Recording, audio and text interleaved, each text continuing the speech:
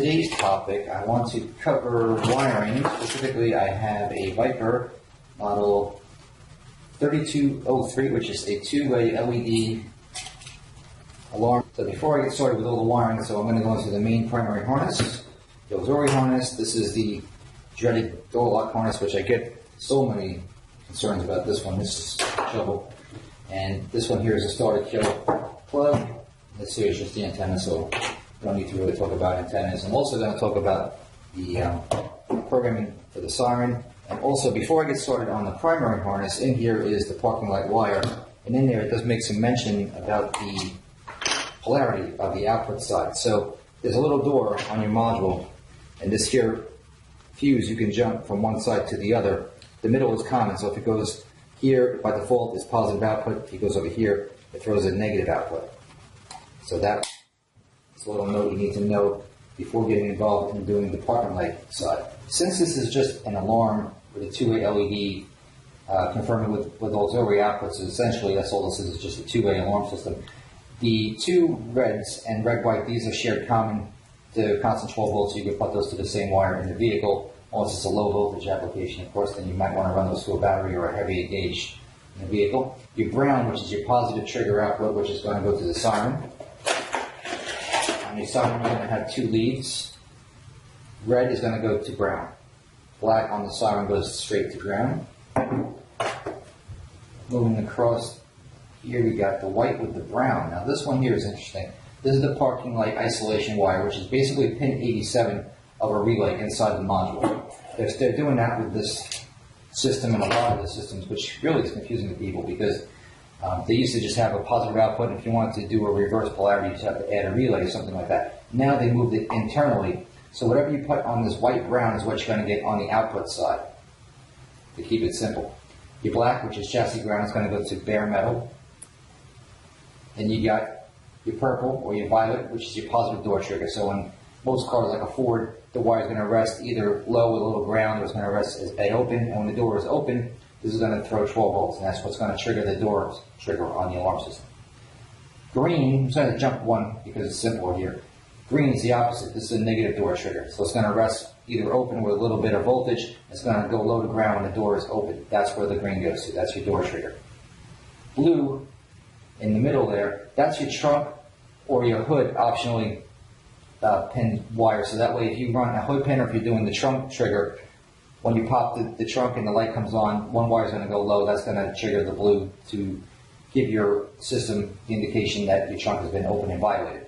If you're going to, as a note, if you're going to take this and you're going to also tie it into your hood wire, so your hood and your trunk are both wired onto this one single lead here, it's very important that you do a double diode isolation. Because what happens is you can open up your trunk to get, say, your groceries out, and it's actually putting ground onto an optional hood light that you may have in your engine bay, not knowing, or you could have the opposite effect where you have your hood open and it's illuminating your interior's trunk light without your knowledge. So if you have your hood open for a length of period of time, you could actually be killing your battery because your trunk light is on and you would never know because the trunk is in a closed position. So keep that in mind when you're doing that wire right there.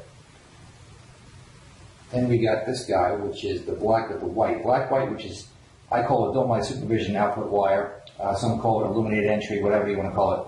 When your system is disarmed, this is going to throw a 200 milliamp negative transistorized output, it's a low voltage negative output, which you could use to trigger a relay. You can't just connect it directly to the door trigger wire. That's a big no-no. That's a good way to burn your transistorized output. You're going to want to put that to your relay.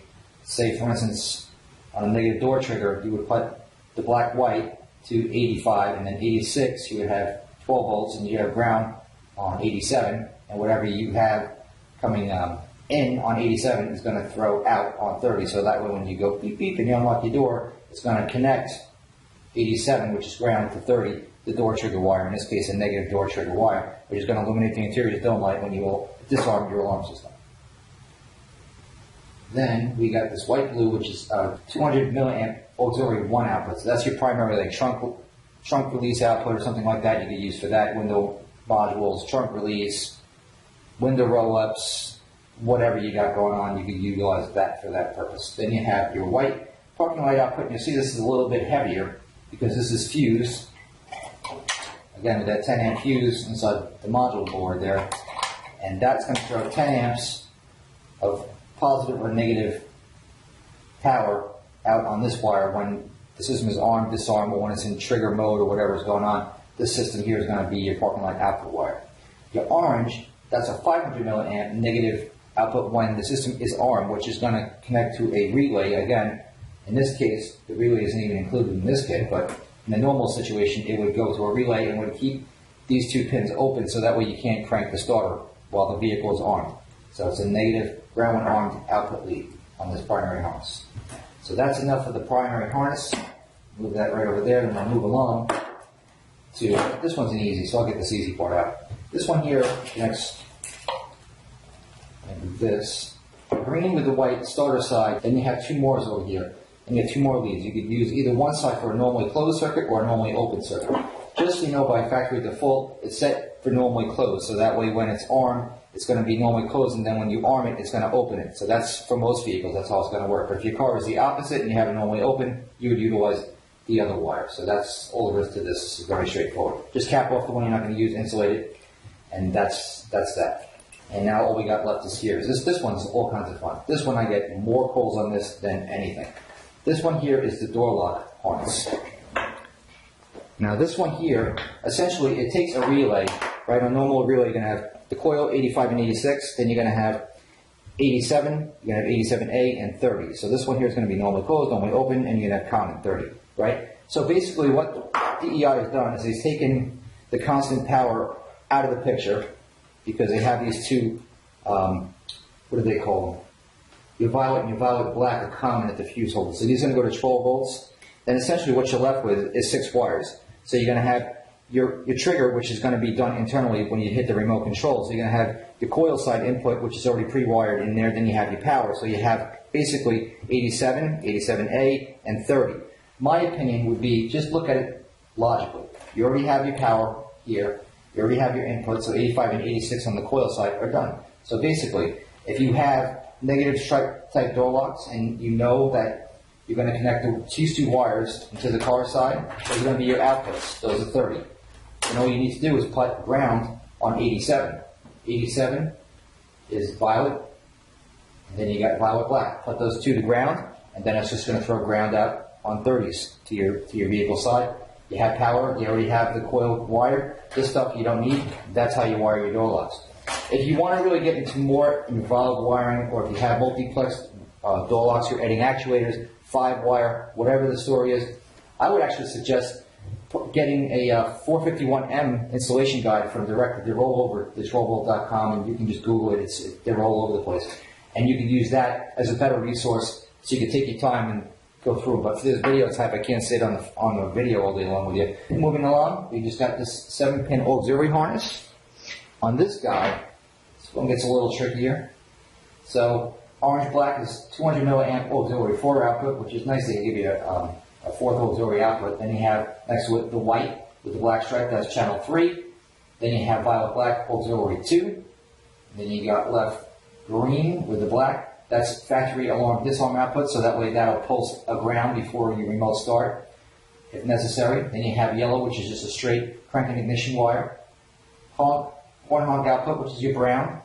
And that's going to put out a 200 milliamp pulsed output for your horn, so that way it'll go in conjunction with your siren to give you a better, louder effect when your system's triggered. And then you have gray, which is for your hood. In this case, actually, I know I said that if you're going to use the blue wire on your primary harness connecting for your trunk and hood, that's a luxury for this system. A lot of vehicles only give you one input for your hood and trunk. This one actually gives you separate ones, so you don't have to worry about the diode isolation comment that I made earlier.